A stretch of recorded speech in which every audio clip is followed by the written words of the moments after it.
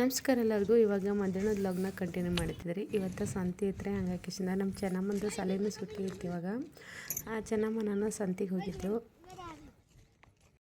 ಇದು ಮುಂಜಾನೆ ಟೈಮ್ 6 ಆಗಿತ್ತು ರೀ. 6 ಅಂತೂ ಎಲ್ಲ ಅಡುಗೆ ಅಂತೂ ಆಗಿತ್ತು. ಯಾಕಂದರೆ ಇವತ್ತು ಜಲ್ದಿ ಮಾಡಿಬಿಟ್ಟಿದ್ದೆ ಅಡುಗೆ. ಒಂದು ಸ್ವಲ್ಪ ಚಪಾತಿ ಮಾಡಿದ್ದೆ, ಫಸ್ಟಿಗೆ ಚಪಾತಿ ಮಾಡಿ ಮೇಲೊಂದಿಷ್ಟು ರೊಟ್ಟಿ ಮಾಡಿಬಿಟ್ಟಿದ್ದೆ. ಆದ್ರೆ ಪಲ್ಯದೇನು ಮಾಡಬೇಕು ರೀ. ಈ ಸೈಡ್ಗೆ ಒಂದು ಸ್ವಲ್ಪ ಅನ್ನ ಮಾಡಿಟ್ಟಿನಿ, ಬೇಳೆ ಪಲ್ಯ ಮಾಡ್ಬೇಕಂತ ಹೇಳ್ಕಿಸಿಂದ ಅದಿಷ್ಟು ಬೇಳೆ ತೊಗೊಂಡಿಟ್ಟಿನಿ.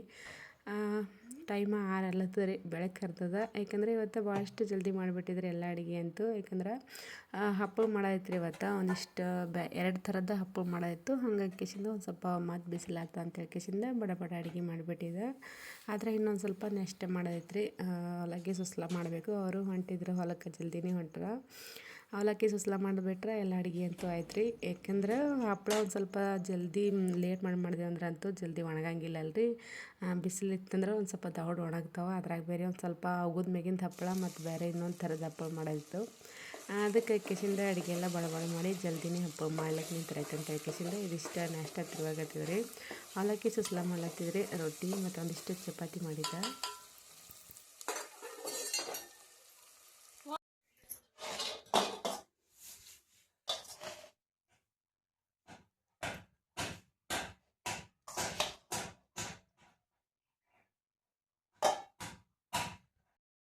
ರವದು ಹಪ್ಪಳ ಮಾಡ್ಲಿಕ್ಕೆ ಇಲ್ಲಿ 1 ಕಪ್ ರವೆ ತೊಗೊಂಡಿನಿ ರೀ. ಒಂದು ಸ್ವಲ್ಪ ಮಿಕ್ಸರ್ಗೆ ಹಾಕಬೇಕಲ್ಲ, ಅದಕ್ಕೆ ಮಿಕ್ಸರ್ ಡಬ್ಬಕ್ಕೆ ಹಾಕತ್ತೀನಿ. 1 ಕಪ್ ರವೆ,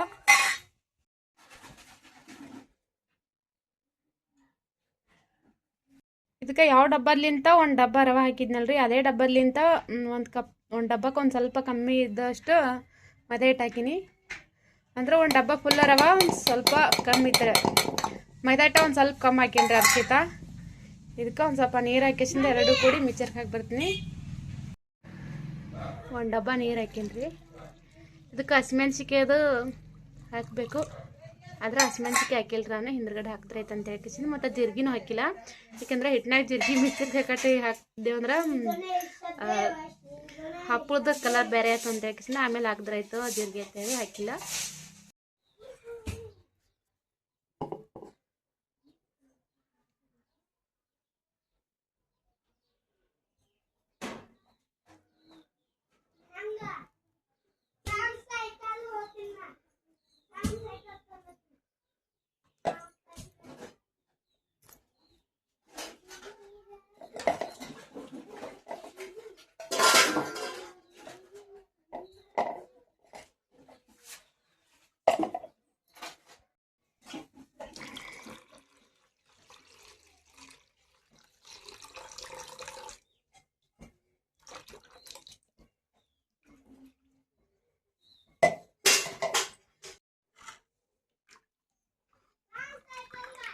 ಇದು ಒಂದು ಅರ್ಧ ಚರಗಿದಷ್ಟು ನೀರು ಹಾಕಿ ತಿಳಿ ಮಾಡಿಬಿಟ್ಟೇನ್ರಿ. ಇದಕ್ಕೆ ಈ ಥರ ತಿಳಿ ಬಂದುಬಿಟ್ಟದ. ಒಂದು ಸ್ವಲ್ಪ ಜೀರಿಗೆ ಸೋಡಾ ಹಾಕಿ ಒಂದು 5-10 ನಿಮಿಷ ಬಿಟ್ಟು ಉಗಿದ ಮೇಲಿಂದ ಹಪ್ಪಳ ಮಾಡತ್ತಿದ.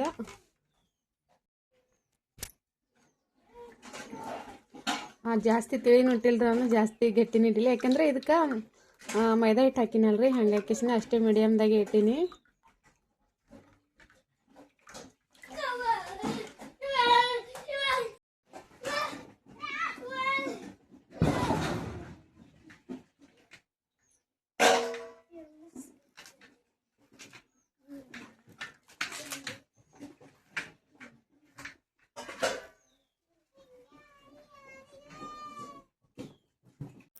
ಈಗ ಹಪ್ಪಳ ಮಾಡ್ಲಿಕ್ಕಂತೂ ಎಲ್ಲಂತೂ ರೆಡಿ ಮಾಡಿಟ್ಟೀನಿ ರೀ. ಇವತ್ತು 2 ಥರದ ಹಪ್ಪಳ ಮಾಡತ್ತಿದ್ದ.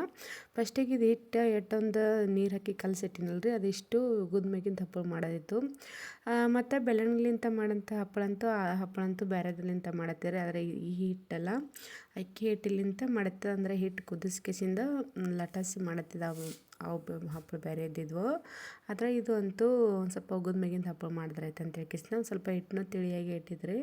ಆದರೆ ಉಗಿದ ಮೇಗಿಂದ ಹಪ್ಪಳ ಮಾಡಬೇಕಾದ್ರೆ ಹಂಚಿನಾಗ ಭೀ ಮಾಡ್ಬೋದು. ನಾನು ಹಂಚಿನ ಮೇಲೆ ಮಾಡತ್ತಿದ್ದಿಲ್ಲ. ಇದು ಒಂದು ಸ್ವಲ್ಪ ಬೊಗಣೆಗೆ ಒಂದು 2 ಚರಗಿದಷ್ಟು ನೀರು ಹಾಕಿಟ್ಟು ಬೊಗಣಿ ಮೇಲೆ ಉಮ್ಗೈಸ್ಕಿಸಿಂದ ಈ ಥರದ ಹಪ್ಪಳ ಮಾಡತ್ತಿದ್ದ. ಇಷ್ಟು ಮಾಡಿದ್ಮೇಲೆ ಮತ್ತು ಬೇರೆ ಥರದ್ದು ಇನ್ನೊಂದಿಷ್ಟು ಹಪ್ಪಳ ಅವರೇ ಅಷ್ಟು ಮಾಡಬೇಕು.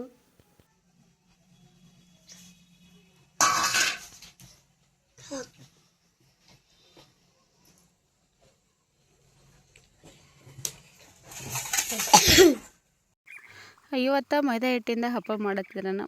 ಮೈದಾ ಹಿಟ್ಟು ಮತ್ತು ಒಂದಿಷ್ಟು ರವೆ ಮಿಕ್ಸ್ ಮಾಡಿದ್ನಲ್ರಿ ಅದಕ್ಕೆ, ಮತ್ತು ಅದಕ್ಕೆ ಸಾಬುದಾಣಿಯಲ್ಲಿ ಮತ್ತೇನು ಹಾಕಿಲ್ಲ ನಾನು ಜಿಗಿ ಬರ್ಲಿಕ್ಕೆ. ಯಾಕಂದ್ರೆ ಮೈದಾ ಹಿಟ್ಟು ಭೀ ಜಿಗಿನೇ ಇದ್ದಿರ್ತದೆ, ಮತ್ತು ಸಣ್ಣ ರವೆನೂ ಜಿಗಿದ್ನೇ ಇದ್ದಿರೋದಲ್ರಿ. ಒಂದು ಸ್ವಲ್ಪ ಸಣ್ಣಗೆ ಹೆಕ್ಕಿಬಿಟ್ಟಿದ್ದೆ ಮಿಕ್ಚರ್ಗೆ, ಯಾಕಂದ್ರೆ ಜರ ಬೋರ್ಬಾರಾಗಿದ್ರಂತೂ ಹಪ್ಪಳ ಒಂದು ಸ್ವಲ್ಪ ಹರಿದು ಬಿಡ್ತಾವೆ. ಹಾಗಾಗಿ ಭಾಳಷ್ಟು ಒಂದು ಸ್ವಲ್ಪ ಸಣ್ಣಗೆ ಹರಿದ್ಬಿಟ್ಟಿದ್ದೆ ಮಿಕ್ಚರ್ದಾಗ.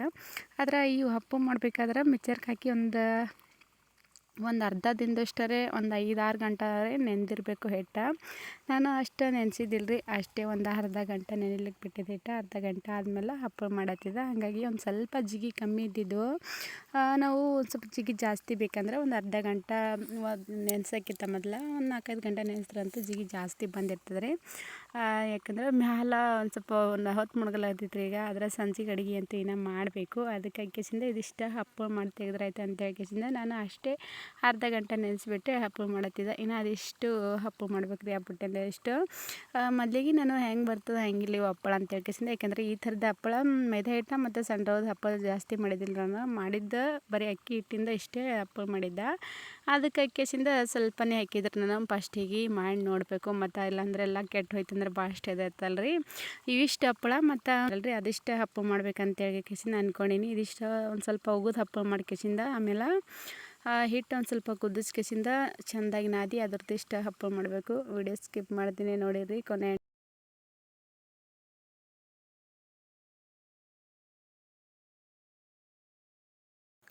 ಇವಾಗಂತೂ ಉಗಿದ ಮ್ಯಾಗಿಂದ ಹಪ್ಪಳ ಮಾಡೋದಾಗಿತ್ತು ರೀ. ಅದಕ್ಕೆ ಇವಾಗ ಬೆಲ್ಲಣಿಗೆಲಿ ಅಂತ ಒಂದಿಷ್ಟು ಹಪ್ಪಳ ಮಾಡತ್ತಿದ್ದೆ.